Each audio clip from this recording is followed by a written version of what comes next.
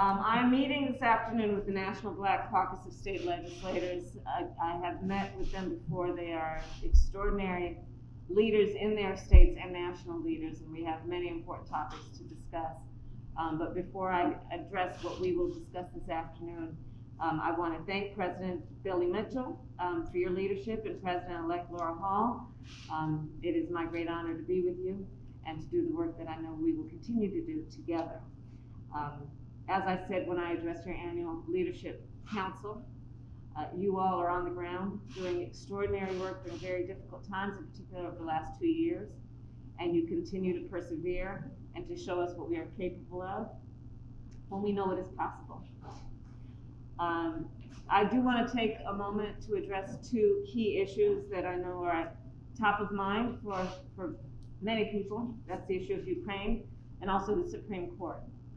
On the issue of Ukraine, as you know, we have imposed significant costs in response to Russia's re-invasion of Ukraine, and we are working closely with our allies and our partners in that regard. The threat of a full-scale attack on Ukraine remains, and so we will remain vigilant in watching what is happening there and in close coordination with our allies and our partners around the world. If Russia goes further, we will impose more costs, which will continue to be swift and severe.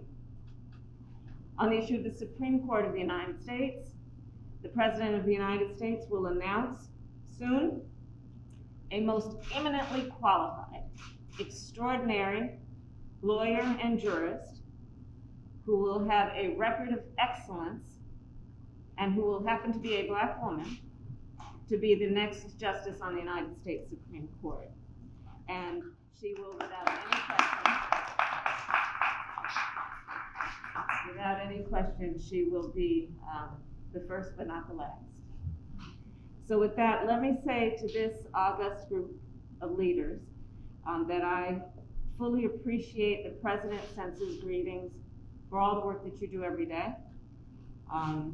One of the areas that I know you are focused on and have been is the issue of voting rights, and so that's a subject that I'll address briefly, and then we can discuss about in more detail.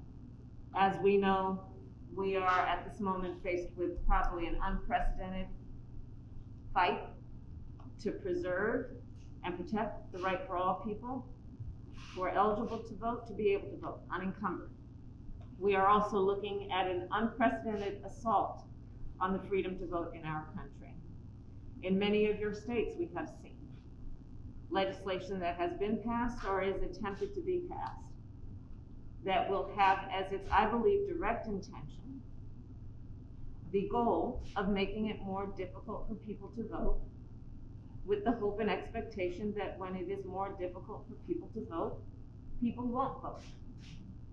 So it is our collective responsibility to do everything we can to ensure that those laws are not passed and that we speak using the full voice given to us through the bully pulpit we have to let folks know that they have a right and that we will fight for that right for all eligible voters to be able to vote. We, of course, here in Washington, D.C., have fought through our administration and along with many of the leaders here to pass the John Lewis Voting Rights Advancement Act and the Freedom to Vote Act.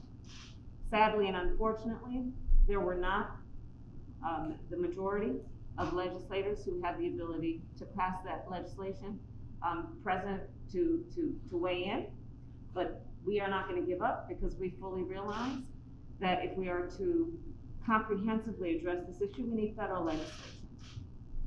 That being said, there is still work to do at the state level, and that is where your leadership kicks in a very fundamental and a very important way. And so I look forward to our conversation and the work we will do together.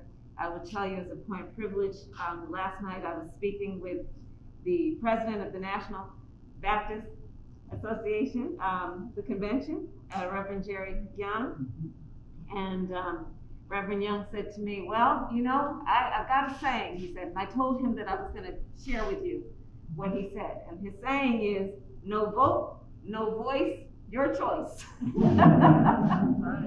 And that is a message that he is sharing through the National Baptist Convention and through his role of leadership. And I shared with him that some of us may echo that same message. With that, I want to thank again the National Black Caucus of State Legislators for your work, for this visit, and for the work we will continue to do together. So thank you and welcome. Thank you.